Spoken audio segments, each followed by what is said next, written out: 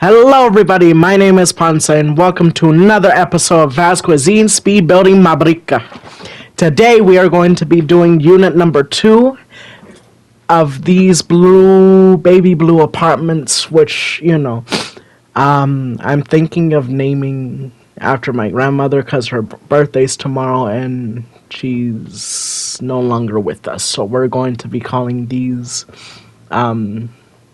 cruise apartments. Oh, that sounds nice. Cruise apartments. It's going to be a small community. It's going to be a small series of communities. This is going to be community number 1, which is only going to consist of 31 apartments. And we're going to have another one, which I kind of want to average it out, probably doing at least a minimum of 200 units with this design. So just to, take all of them and just add it to the count. Because I'm not sure if I mentioned this in the past, but I want the city to be able to, realistically be able to hold at least 140,000 people. I want it to be able to sustain these people. I want it to be able to, house these people, have enough jobs and things like that. But right now, my main priority is situating the housing. 140,000 people, it's doable in the land. It's doable in the land. It's all about, just trying to figure out realistically how they would situate it. Now, what I'm doing right now is trying to situate the this new unit, which is all going to be on one floor, so I'm trying to make sure that I keep that same vibe from the other units, make it all look like one big group. And also try to make sure that I also have enough space to have everything that the floor plan asks for. Because like I said in the previous video, this is actually another one of those communities I actually drew up, which, is something that I always do. I always draw buildings, I always draw floor plans, but I never do them. I have I don't know how many notebooks full of drawings of buildings and floor plans and all this other stuff. But thanks to my ADHD and all this other stuff, I'm like, I don't know what to build. It's like open a book. Luckily, this one was already open to this page because I just drew these the other day. And I knew where I wanted to put them, but I feel like I wanted to experiment with it a little bit before putting them over there, and that's what this area really came out to be. This area was ground zero for the design, and in doing so, I was complaining to the bun Damien, my partner, which you guys might hear on streams if you're a regular viewer. And I was like, these developers are so messed up, They put all these big-ass houses right across the street from the slums, and all these poor people, these apartments are 4 times the size. And then Damien was like, aren't you the developer? And I was like, I do not need this assault. I do not need this, harassment. I felt like a politician. I was like, no comment.